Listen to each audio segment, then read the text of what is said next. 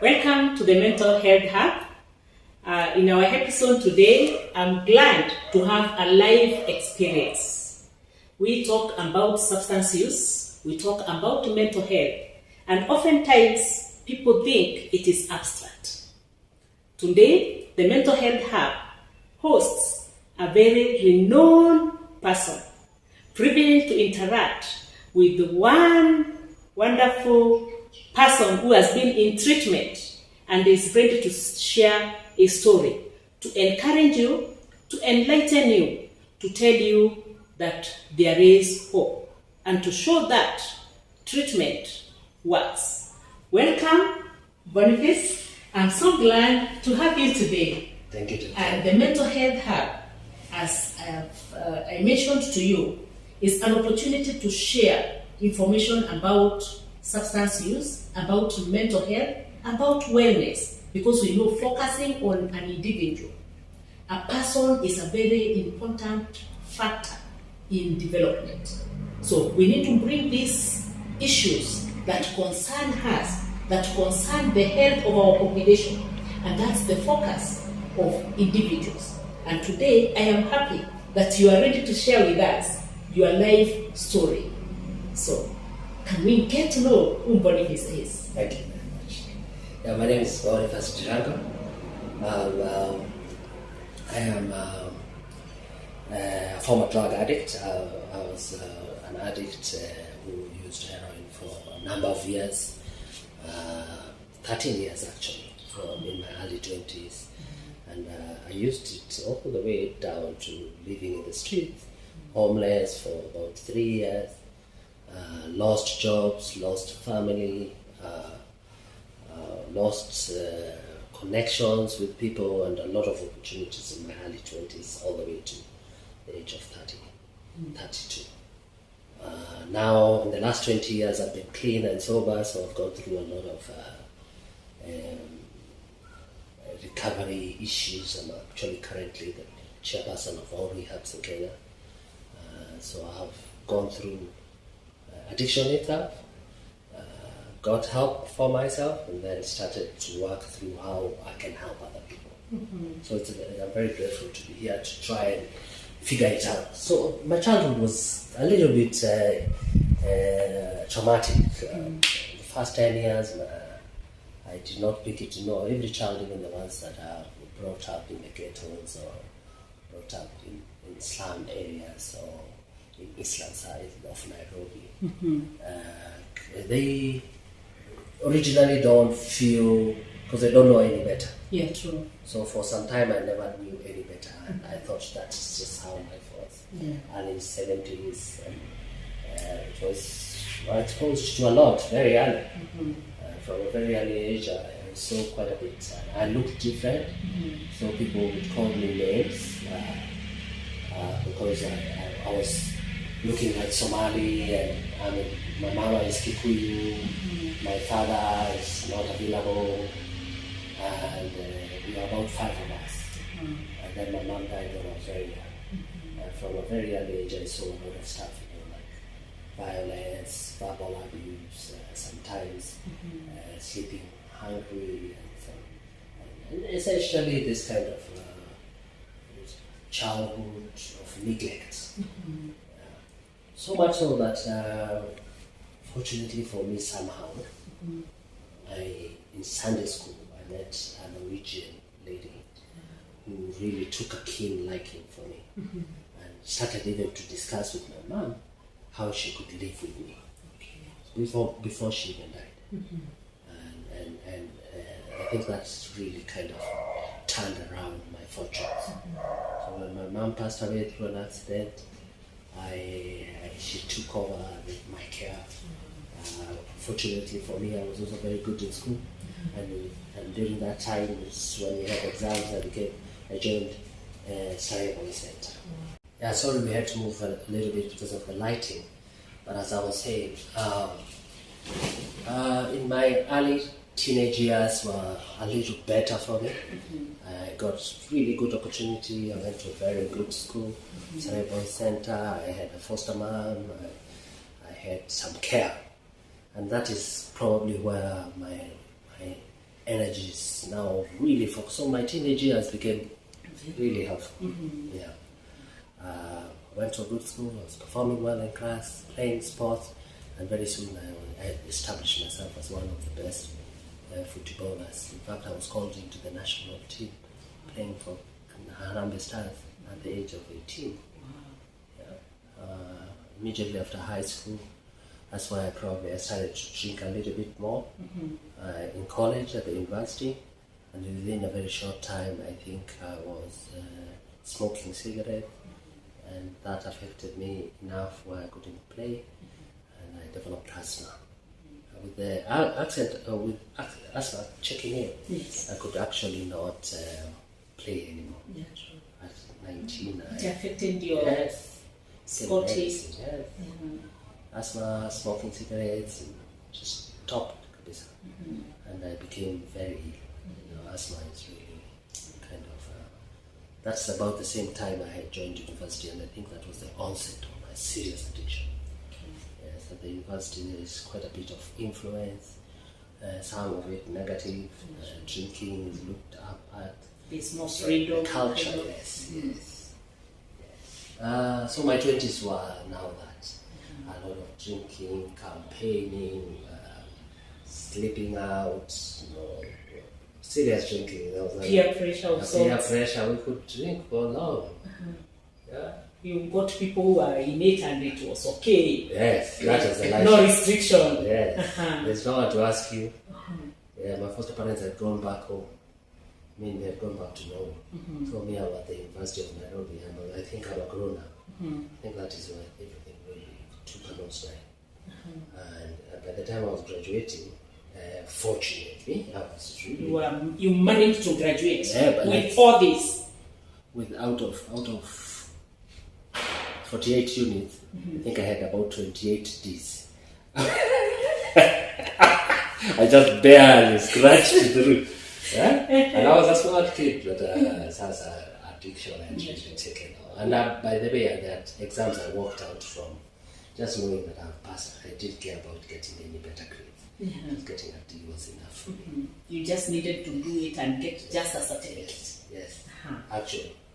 Just a certificate. Yeah, the mindset was really rotten. I think that was a really rotten mindset. But imagine how many children do not even think about the education. They go to the school and drop out. Yes. Yeah. You were able to At least finish. I had something. At least by the time I was finishing, I was finishing more with a degree of a habit of using than actual degree. So besides the certificate for the degree, you got a certificate for addiction. You came out sharper. That's rich. Yeah, that was it. Yes, and then I went with it. I thought by that time, that once I graduate, I leave school, I will never drink again, or I'll stop drinking, or moderate, and become more serious. I get, yes. That's what I thought. I didn't know anything about addiction. So you were kind of struggling to stop. You tried many times maybe to stop use or reduce Then the no. Just up until the age of 25, there was no attempt. The first attempt at stopping was when someone introduced me to heroin. Heroin I was introduced to in 1994. A loved one, a person who was very close to me, an auntie of mine died, and she used to be like my mom now, because my mom had passed away. And her passing away really kind of hit me hard. And this is now where I think we can relate now. I know better. I see the connection between a painkiller, emotional pain, and the loss and trauma of losing my mom and my aunt. The day she died was the first day I used heroin. And it was available. I had never used it. I mean, I used to go and buy it for other people. Then, that day, I was told this will help me. And I used it. And for the next 7 days, I used every day. The day we went to bury her, I was almost feeling nothing because it was numbs your feelings. Heroin is a serious painkiller. It numbed my feelings. I didn't feel much. We buried her, and I developed fully fledged heroin addict. So besides alcohol, you are using heroin, you are smoking cigarettes? Yeah, smoking cigarettes, and I'm asthmatic. I'd lost a lot of weight. So within a very short time, I started developing some serious knowledge that actually I have a problem. Because within a very short time, I couldn't sleep without using heroin. Is very addictive substance. And then I started learning my ropes. You start off with small. It's a progressive illness. True. You start off with kidogo, then it becomes a lot. Within a short time, I couldn't sleep without using. That's when I learned about something called turkey. When you use, and when you don't use, you can't sleep. You're not okay. When you use, you're okay. So your normal is use. Yes. Interesting.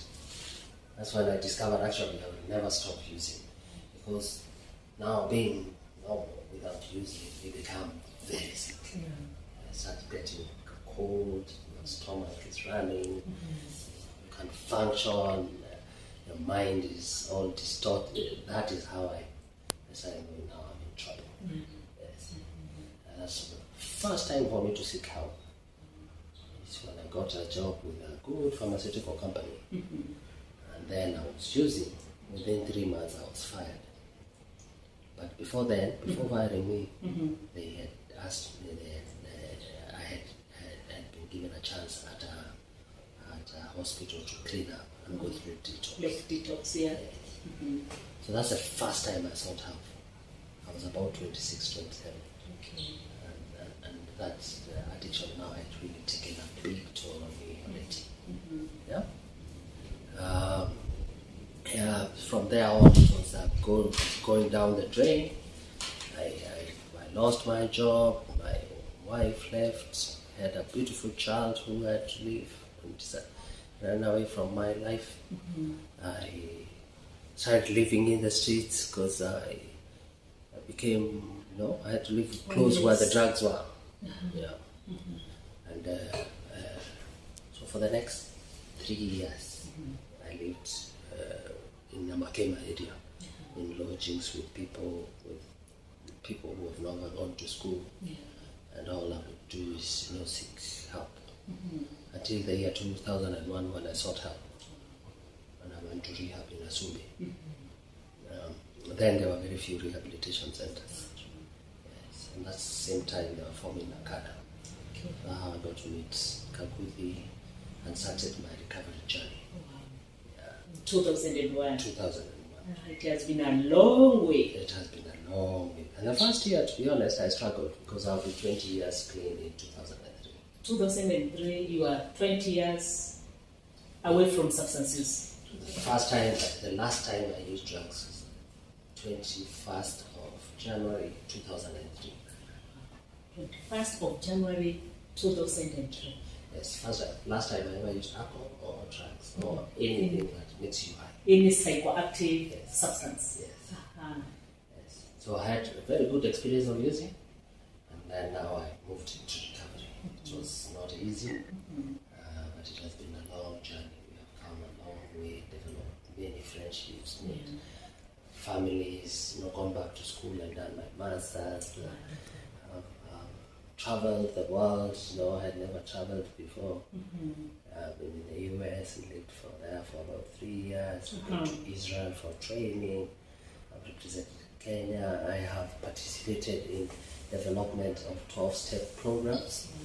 The Narcotics Anonymous. Yes. That's a very good book that I could show you. Yes. This is your input in this. Yes. Imagine substance use putting you in a book. Yes. So anything can be used to advertise you. Oh yes. Anything can be a source of wealth. Yes. And of friendships, of spiritual wellness, of supporting people. And this now informs the core of who I am as a person, even in the field of addictions. I am more of the one who identifies with the addict and takes that person to the professionals, which are counselors, doctors for detox, counselors for psychiatrists for other mental health issues, social health workers. Yes. Yeah. And then live with them as though I'm one of them. Even though I'm clean for law, even though I've made some tremendous changes in my own life, I still like to identify myself with them at that level of a problem, a person with a problem. And then get the help for them with other professionals like Sonali and ISAP Kenya, rehabilitation centers. Services. So for the last 20 years, that's all I've been doing. Been working very closely with county government. Even our association was launched by him. The current president. Yes, I've met him about 5 times. Wow. Yeah, he's very supportive of the recovery. We look forward to and hope that he have some good changes around how we make addiction treatment available. Make it accessible to most people who cannot afford, because as we speak, quite a number of people are not able to access rehabilitation services. And probably, of course, touch on the bit of prevention. Yes, prevention is number one. Yes, treatment is very expensive. Yes. Yeah? The treatment addiction is very expensive. Average people who live 300, 500 a day to afford a rehabilitation in Kenya is difficult, unless we are able to, make sure that treatment is covered in the universal health care program. Yeah, sure. Yeah? And the child covers all treatment. That is the only way majority of addicted people can access treatment. But knowing that no one would want to be sick, because we have said and science has revealed that addiction is a brain disease. So nobody wants to get into the disease. What is the way forward? What can we be able to do to ensure that less people are getting to the disease called addiction? There is no other way than using evidence programs of prevention. And that is some serious work. Yes, allowing professionals who can help with the prevention. Prevention is not talking about drugs. Prevention is a science. There's serious science around what works around prevention, providing information about addiction, what information to provide, how you do it, how you come in. It's a science, and that is what needs to be established. And that goes together with the mental health issues, because they are intertwined. Sure. So providing information on addiction and mental health issues it's like it's the two sides of the same coin. Yes, true. Two sides of the same coin. Mental health and addiction. Sometimes you never know which came before the other. And providing the prevention and awareness. And not just awareness, how you do it. Yes. And how you monitor what information you're giving. And how you monitor how it is used. It's going to be very helpful in the long term. Okay. Yes. And especially looking at what we had earlier, that today we are having 7-year-olds in rehabilitation or seeking services for rehabilitation, or they have started kind of using substances at the age of 7. Imagine you started in your maybe university level, that is in the around that 2016. Yes. Now, and the suffering that you have gone through, the challenge, the losses that you have incurred. First of all, loss of your health, loss of friends, loss of jobs, loss of opportunities, a lot of loss surrounding substance use and especially addiction. So if we can be able to prevent the young people starting to use substances, initiating use, it should be the first thing that we do as a community. That's correct. The community prevention programs are also mentioned. And Professor, Madam, I would really encourage county governments to really, every community needs to have a local team of experts who help that community identify the gaps provide local information. And maybe that is why the association I lead can be very useful, because most rehabs are across the country. Okay. And where there is none, one can be created, and they can be used as a source and work closely with professionals to provide critical information that needs to be packaged in ways that it's impactful to the people that is targeting. That is going to be a critical component of reducing. The science around it also shows that for every $1 spent in corruption, in prevention, Yes. $1 spent in prevention protects spending of saves about $10 true. in treatment or in losses in future. So it's cost effective. It's very cost effective. Oh yes. Yes. Because when I look at Boniface, the story you have given about yourself, Yes. if we lost Boniface at an early age, Yes. even when he was in the university or outside the university, the 3 years you spent in the streets, if we lost you at that time, how many people would have missed this information? Yes. The value that you have put into substance use prevention, drug demand reduction would have been lost. Yes. It is a big loss. It is a big loss. Because I'm also, I contribute to the economy also.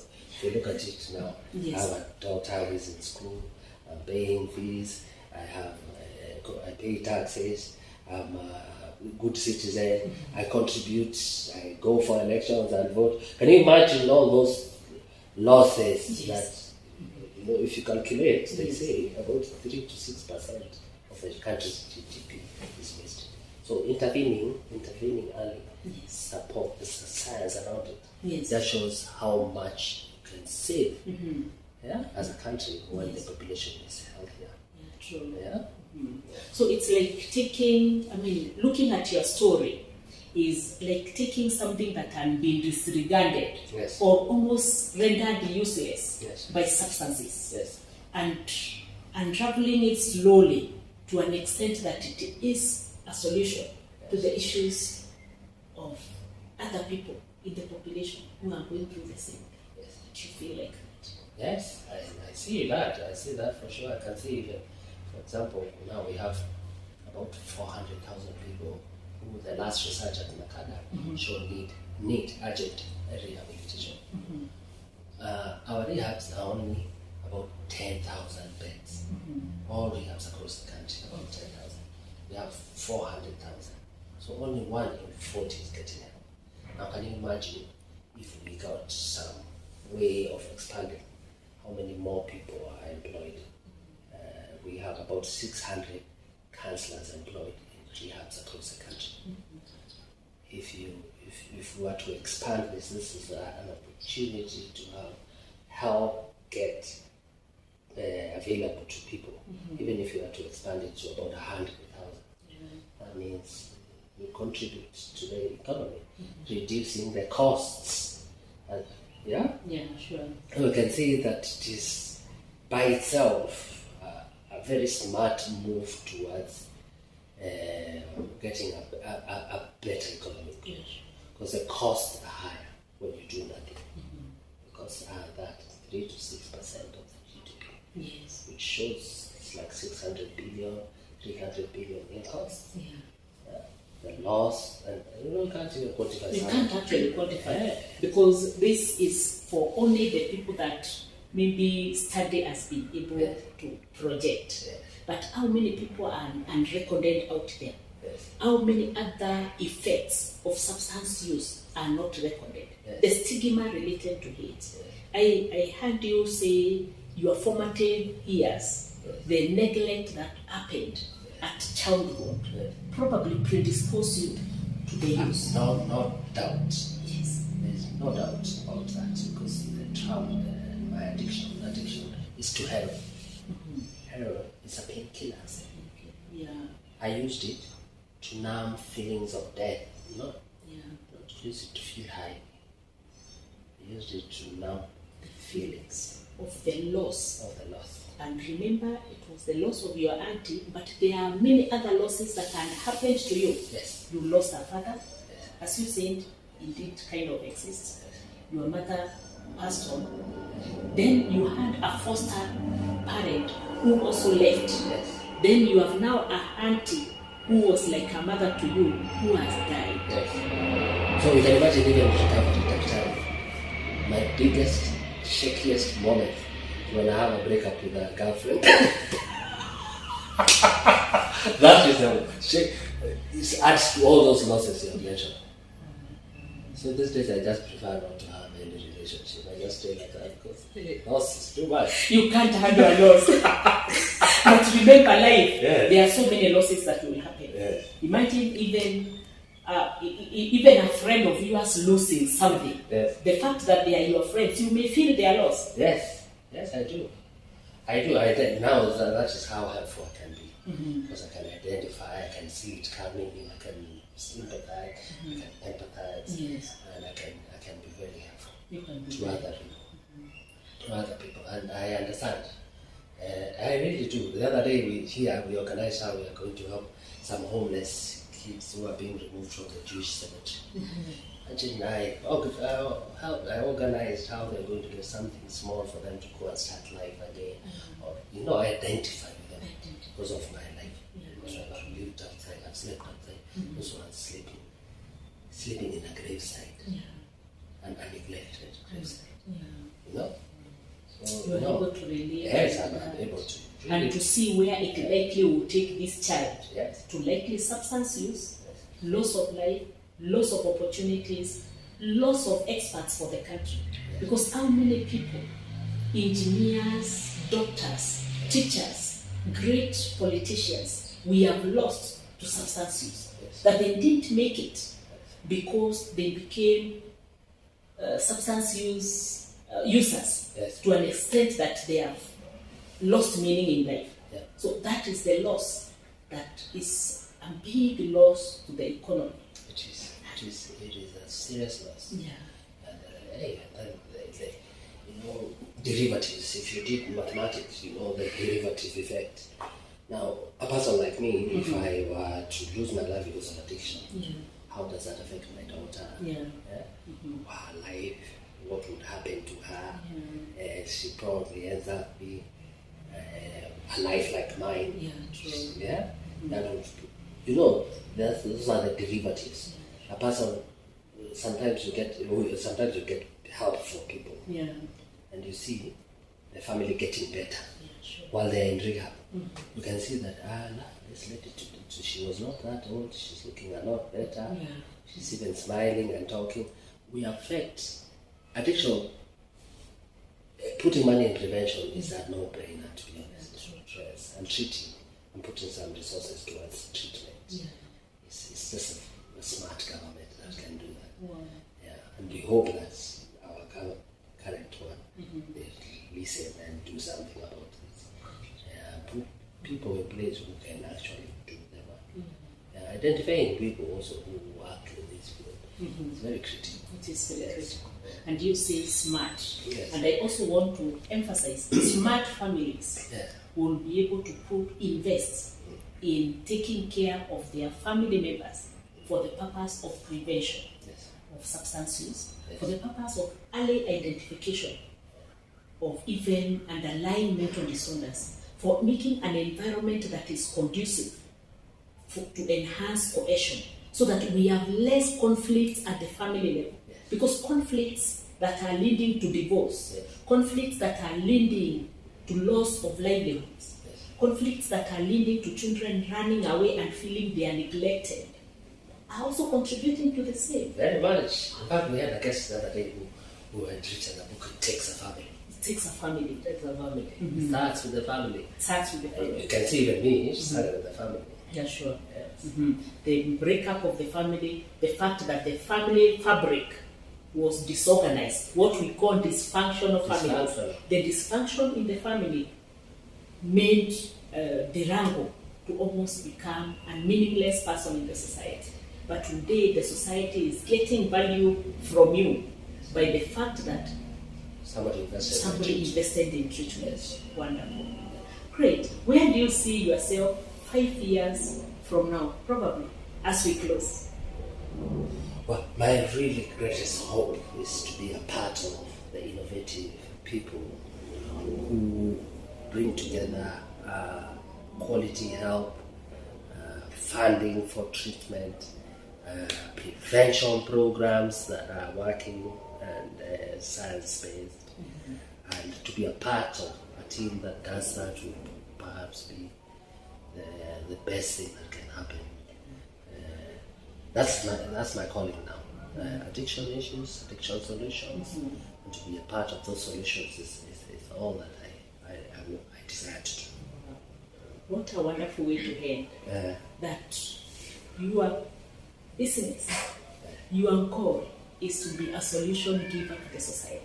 And especially today, when we have so many people who are hurting because of substance use, when we have so many people who are hurting because of mental disorders. So we have people who are willing to be solution givers to the society, to be able to influence the society positively.